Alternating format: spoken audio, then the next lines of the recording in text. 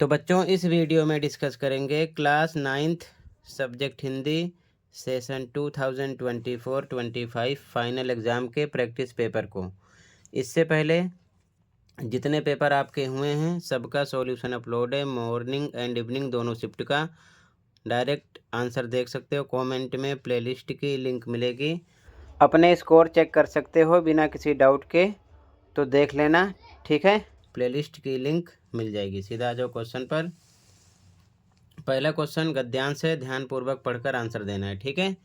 तो गद्यांश को पढ़ लेना, डायरेक्ट आ जाओ क्वेश्चन पर, ठीक है, और आंसर पर। गद्यांश को आप पढ़ लेना अच्छे से, ठीक है। पहला क्वेश्चन है, कथन ए और कारण आर को पढ़कर उपयुक्त विकल्प चुनिए। कथन ए, भक्ति काल के संत कवि कबीर एक निर्गुण भक्ति कवि थे, बिल्कुल सही बात है। कारण, कबीर के अनुसार ईश्वर निराकार है और वह सभी जीवों में विद्यमान है, बिल्कुल सही, ठीक है। तो यहाँ पर निराकार थे और वह सभी जीवों में विद्यमान है, यही निर्गुण भक्ति में सिखाया जाता है, और वो निर्गुण भक्त कवि भी थे, ठीक है। तो यहाँ पर कारण कथन की व्याख्या कर रहा है, तो यहाँ पर आपका हो जाएगा ऑप्शन नंबर 3, ठीक है। कथन ए सही है और कारण आर कथन ए की सही व्याख्या है। अगला, कबीर की रचनाओं में आलोचना की गई है। कथन के लिए उपयुक्त विकल्प का चयन कीजिए। पहला, धार्मिक आडंबरों का, तो ये सही बात है, ठीक है। अगला, परस्पर भेदभाव का, ये गलत है। अगला, धार्मिक कर्मकांडों का, बिल्कुल सही। अगला, धार्मिक सुधारों की, बिल्कुल सही। तो फर्स्ट, थर्ड, फोर्थ राइट है, तो यहाँ पर आपका ऑप्शन 4 होगा। कथन फर्स्ट, थर्ड और फोर्थ सही है, ठीक है। क्लियर है। सारी बातें जब आप पैरा को पढ़ोगे तो समझ में आएगा, ठीक है। तो पैरा आप बहुत अच्छे से पढ़ना, ओके। आगे आ जाऊं। अगला क्वेश्चन मिलान करना है। तो पहला क्वेश्चन है, कबीर का शिष्य। तो कबीर के शिष्य कौन थे? वो थे धर्मदास, ठीक है। कबीर के गुरु थे रामानंद।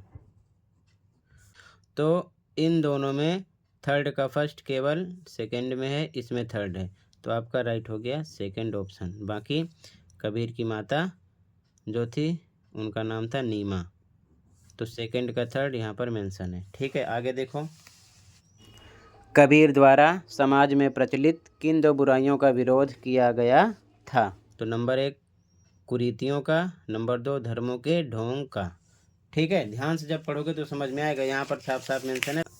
कबीर ने अपनी रचनाओं में समाज में व्याप्त कुरीतियों और धर्मों के ढोंग की कड़ी आलोचना की है, ठीक है। तो पैरा आप अच्छे से पढ़ लेना।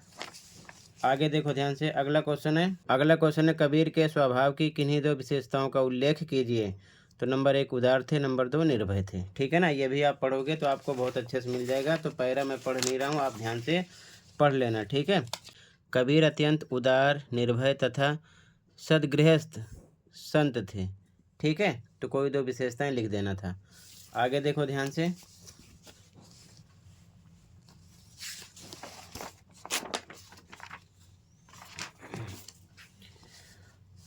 तो यहाँ पर आपका ये आंसर हो जाएगा उदार और निर्भय, ठीक है। अगला क्वेश्चन सेकंड काव्यांश होगा। काव्यांश को अच्छे से पढ़ना है, पढ़कर आंसर देना है। तो काव्यांश अच्छे से पढ़ लेना, ठीक है। डायरेक्ट आ जाओ क्वेश्चन पर, आप काव्यांश को अच्छे से पढ़ लेना, ठीक है। सीधा क्वेश्चन पे आ जाओ। पहला क्वेश्चन है, कविता में पाँव की बेड़ियों का क्या अर्थ है?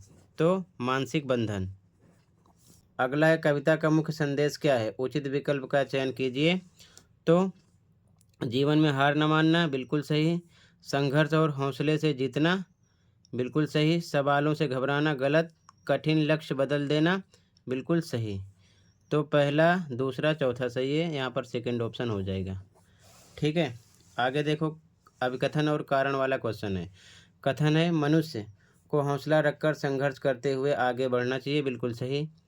कारण है, जीवन में प्रत्येक कार्य सरल और बाधा मुक्त नहीं हो सकता, बिल्कुल सही, यही कारण है, इसीलिए हमें संघर्ष करते हुए आगे बढ़ना चाहिए। यहाँ पर कारण कथन की सही व्याख्या है, तो ऑप्शन थर्ड आएगा, कथन ए सही और कारण आर कथन ए की सही व्याख्या है। ठीक है, आगे काव्यांश के अनुसार लक्ष्य प्राप्ति के लिए मनुष्य में किन दो विशेषताओं का होना जरूरी है? तो पहला निर्भय होना चाहिए, दूसरा इरादे मजबूत होने चाहिए। ठीक है, अगला, काव्यांश के अनुसार डर और असफलता को कैसे देखना चाहिए? तो आंसर है, काव्यांश के अनुसार डर और असफलता को सकारात्मक दृष्टिकोण से देखना चाहिए और निर्भय होना चाहिए। ठीक है, क्लियर है यहाँ तक? कहीं पर कोई डाउट होगा बताना। ठीक है, आगे देखो ध्यान से।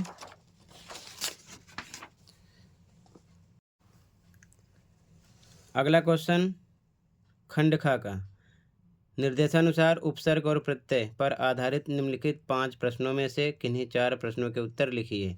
ध्यान रखना, सेम यही पैटर्न रहेगा इस बार फाइनल पेपर का। ठीक है, ध्यान रखना, एमसीक्यू टाइप में ये क्वेश्चन नहीं होंगे क्योंकि इससे पहले एमसीक्यू टाइप में आते थे। ठीक है, तो पहला पराक्रम शब्द में प्रयुक्त उपसर्ग पहचान कर लिखिए। पराक्रम, तो उपसर्ग आगे होता है, तो परा आ जाएगा, आंसर परा है। अगला, निर, उपसर्ग से निर्मित एक शब्द बनाइए। तो उपसर्ग आगे होता है, आगे लगना है निर को, तो निर्जीव हो गया, निराकार हो गया, कुछ भी आप लिख सकते हो। ठीक है, अगला, ऐतिहासिक शब्द में प्रयुक्त मूल शब्द पहचान कर लिखिए। तो ऐतिहासिक शब्द में मूल शब्द, तो इतिहास क्या हो जाएगा? इतिहास। अगला, चमकीला शब्द में निहित प्रत्यय पहचान कर लिखिए। चमकीला प्रत्यय, ध्यान रखना, पा से प्रत्यय, ठीक है, और पा से ये पीछे आता, ध्यान रखना। ठीक है, तो चमकीला, तो क्या आ रहा है पीछे? ईला, ये आ जाएगा प्रत्यय। अगला, दार, प्रत्यय से एक शब्द बनाइए। प्रत्यय हमेशा पीछे होता है, तो दार, तो दार पीछे आएगा, मज़ेदार हो गया। ठीक है, तो ये आपका आंसर हो जाएगा, और भी आप बना सकते हो। ठीक है, अगले क्वेश्चन पे आ जाओ, क्वेश्चन नंबर 4। निर्देशानुसार समास पर आधारित निम्नलिखित 5 प्रश्न में से किन्हीं 4 प्रश्नों के उत्तर लिखिए। कोई 4 करने होंगे। ध्यान रखना, समास की पहचान याद कर लेना, डेफिनेशन भी याद कर लेना, उदाहरण भी याद कर लेना, उदाहरण में भी समास विग्रह भी याद कर लेना, क्योंकि समास विग्रह भी पूछ लेते हैं, कुछ भी पूछ सकते हैं। ठीक है, पहले नवरात्रि, समस्त पद का समास विग्रह लिखिए। तो नवरात्रि होगा नव, या फिर लिखो 9 रातों का समूह। ठीक है, अगला, प्रतिवर्ष शब्द में निहित समास का भेद लिखिए। तो प्रतिवर्ष में अव्ययी भाव समास है। अगला क्वेश्चन, जहाँ पूर्व पद विशेषण और उत्तर पद विशेष हो वह समास क्या कहलाता है? तो कर्मधारय होता है। अब यहाँ पर डेफिनेशन पूछ लिए हैं, आंसर है कर्मधारय। अगला, बहुब्रीहि समास का एक उदाहरण लिखिए। पीताम्बर, गजानन, कोई एक लिखना है आपको, और भी हैं। ठीक है, अगला, पंचवटी शब्द में निहित समास का भेद लिखिए। तो पंचवटी शब्द में द्विगु समास है। ठीक है ना, ध्यान रखना, क्लियर है? तो डेफिनेशन भी पढ़ लेना, उदाहरण भी पढ़ लेना, समास विग्रह भी पढ़ लेना ध्यान से। ठीक है, आगे देखो क्वेश्चन 5।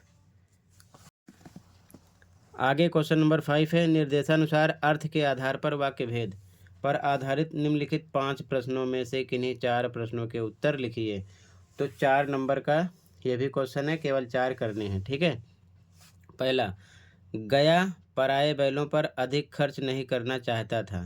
तो इसमें वाक्य भेद कौन सा है?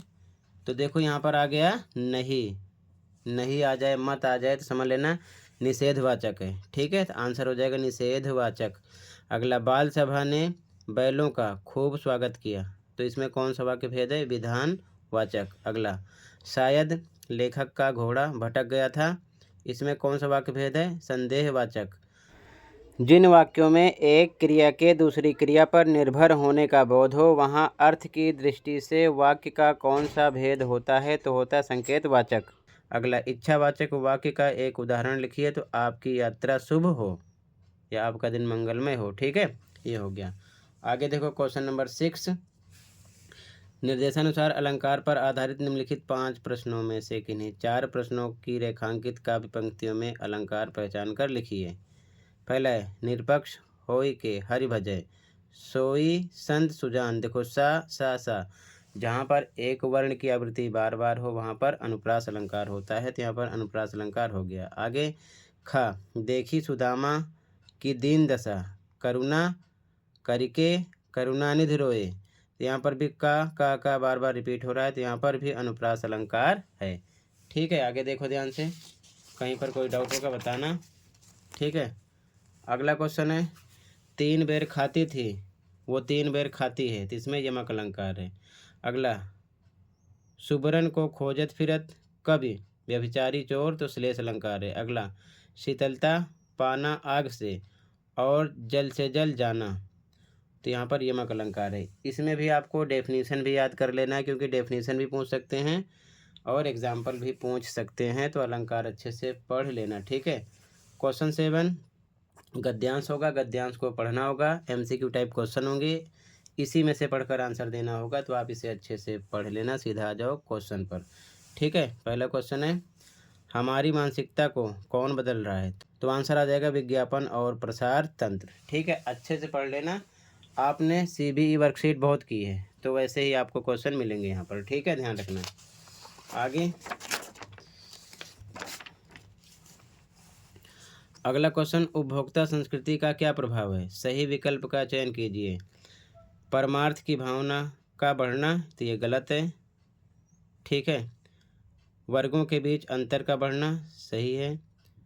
अगला, सांस्कृतिक अस्मिता का ह्रास होना, ये भी सही है। अगला, भोग की आकांक्षाएं बढ़ना, ये भी सही है। तो सेकंड, थर्ड, फोर्थ सही है, यहाँ पर आपका सेकंड ऑप्शन हो जाएगा। ठीक है, आगे अभिकथन और कारण वाला क्वेश्चन है। अभिकथन, उपभोक्ता संस्कृति हमारी सामाजिक नींव को हिला रही है, बिल्कुल सही। कारण, उपभोक्ता संस्कृति व्यक्ति केंद्रिकता और स्वार्थ को बढ़ावा दे रही है, बिल्कुल सही। और यही कारण है कि हमारी सामाजिक नींव को हिला रही है। तो कारण अभिकथन की सही व्याख्या है, तो लगाएंगे ऑप्शन नंबर थर्ड, कथन ए सही है और कारण आर कथन ए की सही व्याख्या है। अगला क्वेश्चन, लेखक के अनुसार क्या गंभीर चिंता का विषय है, तो दिखावे की संस्कृति का फैलना, फर्स्ट ऑप्शन राइट हो जाएगा। अगला, गांधी जी के अनुसार स्वस्थ सांस्कृतिक प्रभावों के लिए क्या आवश्यक है, तो दरवाजे खिड़की खुले रखें और अपनी बुनियाद पर कायम रहें। ठीक है, ये हो जाएगा सेकंड ऑप्शन यहाँ पर। अगला क्वेश्चन, क्वेश्चन नंबर 8, निर्धारित गद्य पाठों के आधार पर निम्नलिखित 4 प्रश्नों में से किन्हीं 3 प्रश्न के उत्तर लिखिए 25 से 30 शब्दों में। ठीक है, एक क्वेश्चन 3 नंबर का होगा। पहला क्वेश्चन, पाठ 2 बैलों की कथा के आधार पर हीरा और मोती के स्वभाव में निहित 2 अंतर पर प्रकाश डालिए। ठीक है, तो ध्यान से देखो, का आंसर, हीरा गंभीर समझदार और धैर्यवान था। आप चाहो तो अलग अलग लिख सकते हो, हीरा गंभीर था, फिर लिख सकते हो मोती गंभीर नहीं था, हीरा समझदार था, मोती अधिक उत्साही था। ठीक है, ऐसे आप इसमें भी 3 अंतर बना सकते हो। ठीक है, एक साथ मैंने लिखा हीरा धैर्यवान था, मोती धैर्यवान नहीं था, ऐसे भी लिख सकते हो, जबकि मोती उत्साही और जल्दबाज था। ठीक है, तो इसको आप 3 लाइन में भी बढ़ाकर लिख सकते हो। ठीक है, ध्यान रखना। आगे, मेरे बचपन के दिन पाठ के आधार पर उस समय की लड़कियों की दशा को अपने शब्दों में लिखिए। ठीक है, इसका आंसर देखो खा का, तो उस समय लड़कियों की स्थिति बहुत कठिन थी, उन्हें शिक्षा का अधिकार नहीं था, उन्हें घरेलू कार्यों तक ही सीमित रखा जाता था, उन्हें समाज में पुरुषों से नीचे समझा जाता था। ठीक है, इसका आंसर हो गया। अगला, प्रेमचंद के फटे जूते पाठ के आधार पर प्रेमचंद के व्यक्तित्व की 2 विशेषताएं लिखिए। तो इसका देखो आंसर, तो गा का आंसर है पहला, प्रेमचंद एक सादगी पसंद व्यक्ति थे। दूसरा, वे अपने लेखन और विचार में गहरी सामाजिक चेतना रखते थे। ठीक है, आप और भी लिख सकते हो, आपकी मर्जी है। ठीक है, आगे देखो, अगला क्वेश्चन, लहासा की ओर यात्रा वृत्तांत के आधार पर बताएं कि किसी प्रदेश की यात्रा से हमें उस प्रदेश विशेष के बारे में क्या क्या जानकारी मिलती है, तो बहुत सारी जानकारी मिलती है, तो लिख देना आप आंसर में, लहासा की ओर यात्रा वृत्तांत के आधार पर हमें किसी प्रदेश की यात्रा से वहाँ की भौगोलिक स्थिति, सांस्कृतिक विविधता, जीवन शैली, परंपरा, पहनावा व रीति रिवाज का तथा वहाँ की प्राकृतिक सुंदरता का पता चलता है। ठीक है, ये इसका आंसर हो जाएगा। ठीक है, तो क्वेश्चन नंबर 8 का ये आंसर है का, खा का, गा का और ये घा का। ठीक है, ऐसे ही नोट कर लो। ओके, आगे आ जाओ अगले क्वेश्चन पर। क्वेश्चन नंबर 9 तो काव्यांश होगा, काव्यांश को पढ़कर आंसर देने होंगे। ठीक है, तो काव्यांश को पढ़ लेना अच्छे से, सीधा क्वेश्चन पे आओ। क्वेश्चन का प्रस्तुत पंक्तियाँ किसके द्वारा लिखी गई हैं? तो रसखान द्वारा। ठीक है, जब आप पढ़ोगे तो रसखानी बसो यहाँ पर साफ साफ पता चल जाएगा, तो पहचान याद करना। ठीक है, आगे तो यहाँ पर आपका रसखान पर ऐसे सर्कल कर देता हूँ, ध्यान रखना। ठीक है, आगे देखो अगला क्वेश्चन। अगला क्वेश्चन, प्रस्तुत पंक्तियों में कवि ने क्या इच्छा व्यक्त की है? सही विकल्प का चयन कीजिए। पहला, नंद की गाय के रूप में जन्म लेना चाहते हैं, बिल्कुल सही। गोकुल के ग्वाले के रूप में जन्म लेना चाहते हैं, बिल्कुल सही। पक्षी बनकर कदम्ब की डाल पर रहना चाहते हैं, बिल्कुल सही। कृष्ण की तरह गोवर्धन पर्वत उठाना चाहते हैं, ये नहीं है। ठीक है, तो यहाँ पर पहला, दूसरा, तीसरा सही है, तो थर्ड ऑप्शन हो जाएगा। अगला कथन और कारण वाला क्वेश्चन है, ऐसे क्वेश्चन ज़्यादा मिलेंगे। ठीक है, कथन, कवि की भावनाएं कृष्ण के प्रति उनकी अगाध भक्ति को दर्शाती हैं, बिल्कुल सही है। कारण, कवि जीवन और प्रकृति के हर रूप में कृष्ण के साथ जुड़े रहना चाहते हैं, बिल्कुल सही। तो जुड़े रहना चाहते हैं, इसीलिए तो कृष्ण के प्रति उनकी अगाध भक्ति को दर्शा रहे हैं। तो यहाँ पर कारण अब कथन की सही व्याख्या है, इसीलिए ऑप्शन थर्ड हो जाएगा। ठीक है, कथन ए सही है और कारण आर कथन ए की सही व्याख्या है। आगे अगला क्वेश्चन का, पाहन हूँ तो वहीं गिरी को जो कियो हरिछत्र पुरंदर धारण, पंक्ति में कौन सी घटना का उल्लेख किया गया है? तो गोवर्धन पर्वत उठाने की। ठीक है, सेकंड ऑप्शन हो जाएगा। अगला, प्रदत्त पंक्तियों में निहित भाव है, तो इस पंक्ति में कौन सा भाव निहित है? तो यहाँ पर भक्ति का भी भाव है, वात्सल का भी भाव है, वीरता का नहीं है, दीनता का नहीं है। ठीक है, तो पहला और दूसरा, तो यहाँ पर आपका ऑप्शन यहाँ से लगाना है। ठीक है, पहला और दूसरा सही हो जाएगा। ठीक है, अब इसके बाद में आगे ये क्वेश्चन आंसर है, 25 से 30 शब्दों में लिखना है, तो कविता के आधार पर है। ठीक है, इसे आप अच्छे से याद कर लेना, इसका सॉल्यूशन मैं डिस्कस नहीं कर रहा हूँ। ठीक है, ध्यान रखना। बाकी लास्ट ईयर का एनुअल पेपर भी अपलोड है, दोनों शिफ्ट का, मॉर्निंग एंड इवनिंग का विद सॉल्यूशन देख सकते हो। ठीक है, आपको यहाँ पर अनुच्छेद मिलेगा, हेडिंग मिलेगी, इसी हेडिंग के बेस पर 120 शब्दों में अनुच्छेद लिखना होगा। ठीक है, ध्यान रखना। फिर पत्र लिखने के लिए आएगा। ठीक है, चॉइस होगी, अथवा मतलब चॉइस होगी। ठीक है, उसे करो या फिर इसे करो। फिर अगला जो क्वेश्चन होगा उसमें ईमेल लेखन लिखना होगा। ठीक है, 100 शब्दों में 5 नंबर का होगा, चॉइस होगी, उसे करो या फिर लघु कथा लिखो 100 शब्दों में। ठीक है, फिर आगे अगला क्वेश्चन जो होगा संवाद लेखन होगा, 80 शब्दों में लिखना होगा, चॉइस होगी, ऊपर वाला करो या फिर नीचे वाला। ठीक है, और नीचे सूचना तैयार करना होगा। ठीक है, ध्यान रखना। तो टोटल मैंने डिस्कस कर दिया कंप्लीट। कहीं पर कोई डाउट है कमेंट कर सकते हो। मिलते हैं अगली वीडियो में। Thank you for watching and take care.